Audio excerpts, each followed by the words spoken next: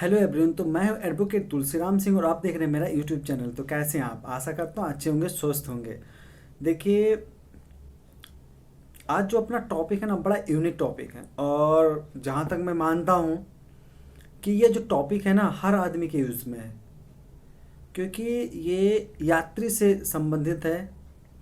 और जनरली जब हम एक जगह से दूसरे जगह हमें जाना होता है, तो हम किसी क्या कहते हैं, पब्लिक ट्रांसपोर्ट का यूज़ करते हैं। खासतौर पर दूर जाना हुआ, मुंबई हुआ, दिल्ली हुआ, या मतलब कुछ ऐसे दूर जाना हुआ जैसे वहाँ पे जो लंबी दूरियाँ होती 1500, 250, 400, 600, 700, 800 किलोमीटर।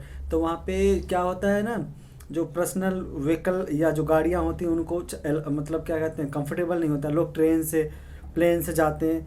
तो आज जो अपना टॉपिक है वो मुंबई हाई कोर्ट का है, बॉम्बे हाई कोर्ट का एक लैंडमार्क जजमेंट है जो काफ़ी फेमस है। और ये मैं दावा करता हूँ, वादा करता हूँ आप लोगों से, जो ये वीडियो है हर आदमी के लिए यूजेबल है। किसी भी क्लास का आदमी हो, वकील हो, इंजीनियर हो, डॉक्टर हो, कोई भी हो, हर आदमी यात्री होता है। ये बात बिल्कुल सत्य है। कोई भी ऐसा आदमी नहीं है जो यात्री नहीं है। इस चीज़ से इनकार नहीं किया जा सकता है। हर आदमी को, यहाँ तक जो भिखारी होता है वो भी उस यात्रा करता है। तो उन सब के लिए ये काफ़ी यूजेबल वीडियो है। तो मैं आप लोग से रिक्वेस्ट करूँगा कि वीडियो को पूरा देखिए और इस वीडियो से कुछ सीखिए और नॉलेज इकट्ठा कीजिए और उसका फ़ायदा उठाइए। एक्चुअली होता क्या है, स- इसमें जो विक्टिम होते हैं वो क्या होते हैं, क्या कहते हैं, उनके यहाँ घर में ना बेटी होती है और माँ होती हैं, दो। ठीक है। और बेटी की ना शादी ठनी होती है घर में, शादी का माहौल होता है। तो लोग क्या कहते हैं, एक जगह से दूसरे जगह ना बाई ट्रेन, क्या नाम है, वो जा रहे होते हैं। जाना होता है उनको शॉपिंग करने के लिए। ठीक है। वैलिड टिकट होता है उनके पास में।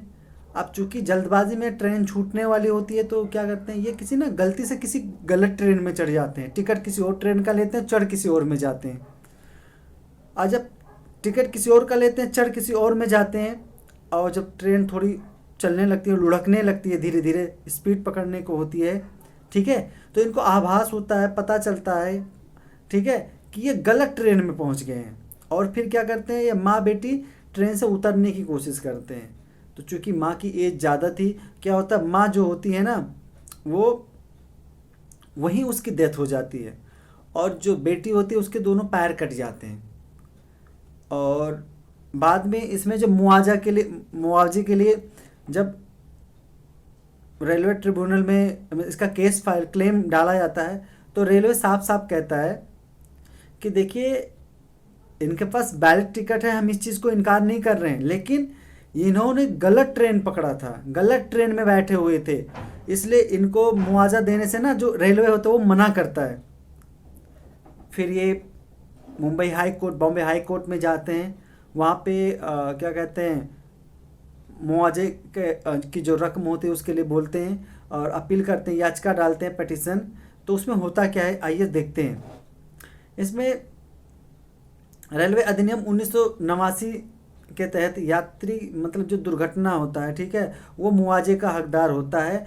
जो रेलवे अधिनियम 1989 है उसमें यात्री के दुर्घटना के समय मुआवजे का हकदार होता है, ऐसा कहा गया है। अदालत ने क्या कहा, ठीक है, अदालत ने कहा ऊपर युक्त कहीं भी दो प्रावधान है, धारा 2 का उपधारा 29 और धारा 124A, जो कि यात्री को प्रभावित करती है, निर्धारित करते हैं कि यात्री होने के लिए केवल किसी विशेष ट्रेन के लिए टिकट होना चाहिए जिस पर व्यक्ति को यात्रा करनी है। अधिनियम की धारा किसी भी तारीख को यात्री को ले जाने वाली ट्रेन से यात्रा करने के लिए केवल वैध टिकट की आवश्यकता होती है। समझ गए? नागपुर बेंच के जस्टिस अभय आहूजा ने रेलवे क्लेम ट्रिब्यूनल द्वारा दिए गए मुआवजे को ऐसे मामले में बरकरार रखा जहां पीड़ित गलत ट्रेन में सवार हो गए थे। जैसा कि मैंने आप लोगों को अभी बताया, पीड़ित जो थे वो गलत ट्रेन में सवार हो गए थे। ट्रेन चलने लगी तो वो उतरने की कोशिश करते हैं और गिर जाते हैं, जिसमें माँ और बेटी की दो जोड़ी होती है। माँ एक्सपायर, डेथ हो जाता है माँ का, और बेटी के पैर कट जाते हैं। तो इसमें मुआवजा मांगा जाता है। ठीक है। और जब मुआवजा मांगा जाता है तो रेलवे ट्रिब्यूनल होता है वो मुआवजा देने से इनकार करता है, क्योंकि वो कहता है कि बेटी तो मतलब क्या कहते हैं एमबीए कर रखी थी, पढ़ी लिखी थी, उसको तो पता था कि वो चैन खींचा जा सकता था और बहुत सारी चीज चैन खींच के ट्रेन को रोका जा सकता था, या उसको पता था कि वो चाहती तो अगले स्टेशन पर रुक सकती थी। बहुत सारी से कारण बताया जाता है, इसके बावजूद जो बॉम्बे हाई कोर्ट होता है वो बोलता है कि नहीं, ये गलत है, माँ बेटी मुआवजे के हकदार हैं और उनको मुआवजा देने के लिए क्या कहते हैं आदेश दिया जाता है और उनको मुआवजा मिलता है। तो कहने का मतलब, जब कभी भी आप ट्रेन में यात्रा कर रहे होते हैं तो ध्यान रखें, आपके पास अगर वैलिड टिकट है, अगर कोई अप्रिय घटना घट जाती है, वैध टिकट होना चाहिए, अगर अप्रिय कोई घटना घट जाती है तो आप मुआवजे के हकदार हैं, ये आपसे हक कोई नहीं छीन सकता। और मैं आप लोग को उससे आप इसके आगे ये छोटा सा जो मैंने आपको बताया काफ़ी यूजेबल है और हर आदमी के लाइफ में ये यूज हो सकता है। दूसरी बात मैं बताना चाहूँगा, कई सारे लोगों ने मुझे कमेंट करके पूछा था, एक जो हरियाणा के थे, ठीक है, एक मेरे सब्सक्राइबर, उन्होंने मेरे से पूछा था, उन्होंने अपने जो पासपोर्ट है उसमें ना सरनेम चेंज करवाना चाहते हैं। तो मैं आपको बताना चाहूँगा, कोई भी ऐसा गवर्नमेंट कागज़ है जिसमें सरनेम आपका सही है, उस गवर्नमेंट कागज़ को आप लगा के आप अपना सरनेम चेंज करवा सकते हैं पासपोर्ट का। इसके अलावा अगर इस तरह से अगर कोई कागज़ नहीं है, आप आधार कार्ड का चेंज करवा लीजिए, वो भी नहीं है, तो आप क्या कहते हैं अपना नाम चेंज करवा लीजिए। जैसे लोग नाम नहीं चेंज करवाते हैं लीगली तरीके से, वो आप लीगली तरीके से नाम अपना चेंज करवा कर पेपर में निकलवा दीजिए। उसके बाद में पेपर की कटिंग जो होती है वो रख के, और उसके बाद में आप हर फील्ड में अपना नाम सरनेम चेंज करवा सकते हैं। इस तरह से भी आप नेम अपना चेंज करवा सकते हैं। और बाकी अगर आपको इसको डिटेल में जानना है तो आप किसी एडवोकेट की मदद ले सकते हैं, वो आपको पूरा गाइड कर देगा कैसे आप अपना नाम चेंज करवा सकते हैं अपने पासपोर्ट में। ऐसे कई सारे सब्सक्राइबर हैं। उत्तर प्रदेश से एक हैं सीमा जी का आया था, उन्होंने मुझे थैंक यू बोला, और उनका एनआई एक्ट से रिलेटेड था मामला, और तो उन्होंने स्पेशली मेरे को मेल किया था, तो उनकी समस्या का हल हो गया, उन्होंने बहुत बहुत धन्यवाद बोला है। और उन्होंने मेरे से रिक्वेस्ट किया कि देखिए सर, आप ऐसे वीडियो बनाते रहिए, अवेयरनेस फैलाते रहिए। तो सबसे पहले मैं सीमा जी को धन्यवाद कहना चाहूँगा, थैंक यू, आपने अपना कीमती समय निकाल कर कमेंट किया, और क्या कहते हैं आपने मुझे पर्सनल मेल भी किया, तो उसके लिए आपको बहुत बहुत धन्यवाद। और इन्होंने ये भी लिखा है कि क्या नाम है, मैं अभी पढ़ के सुना रहा हूँ, इन्होंने ये भी लिखा कि मैं आपका रेगुलर वीडियो देखती हूँ, और सीमा जी ने लिखा है कि मैं आपका रेगुलर वीडियो देखती हूँ, और क्या नाम है अगर कोई यूजेबल होता है वीडियो होता है मैं दूसरों में शेयर भी करता हूँ। Thank you thank you thank you, आपको बहुत ज़्यादा धन्यवाद। इसके अलावा रमेश हैं, रमेश उत्तराखंड से हैं, इनका भी सवाल इन्होंने कुछ पूछा था, ठीक है। इनका जो सवाल था, इन्होंने मुझे पर्सनली मेल किया था। इनका जो सवाल था वो था अनुकंपा नियुक्ति से रिलेटेड था।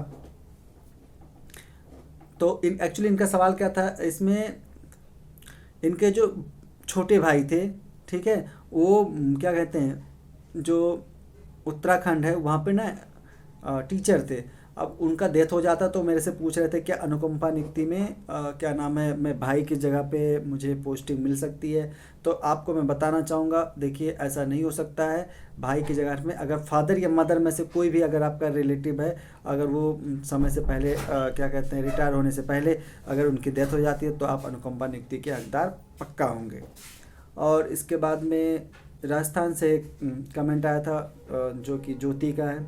उन्होंने बहुत ज़्यादा मतलब थैंक यू बोला और कहा कि मतलब उन्होंने काफ़ी तारीफ़ की है चैनल की। तो थैंक यू ज्योति जी, और आपने अपना कीमती समय दिया, इसके लिए बहुत बहुत धन्यवाद। इसके अलावा और भी कई सारे हैं, बंटी हैं, और ये दिनेश हैं बिहार से, उन्होंने काफ़ी तारीफ़ की है। उसके बाद में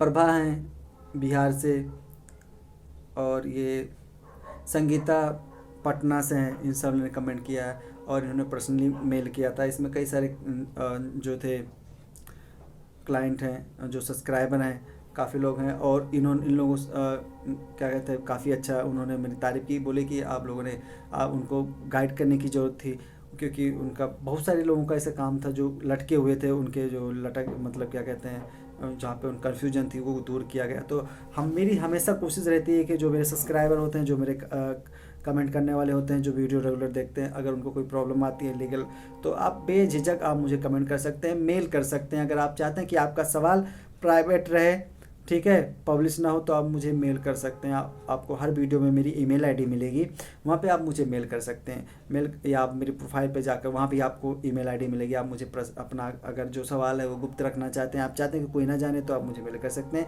नहीं तो अगर आप इस चीज़ से नहीं है तो आप मुझे क्या कहते हैं, कमेंट भी कर सकते हैं। तो आशा करता हूँ जो भी मैं जिस टॉपिक पे बात कर रहा हूँ आप लोग समझ गए होंगे। जब कभी भी आप यात्रा कीजिए वैलिड टिकट लेकर अगर आप कर रहे हैं और कोई अभी अप्रिय घटना घट जाती है तो आप मुआवजे के हकदार होंगे, पक्का होंगे। तो मैं फिर मिलूंगा एक नई वीडियो के साथ, तब तक के लिए जय हिंद।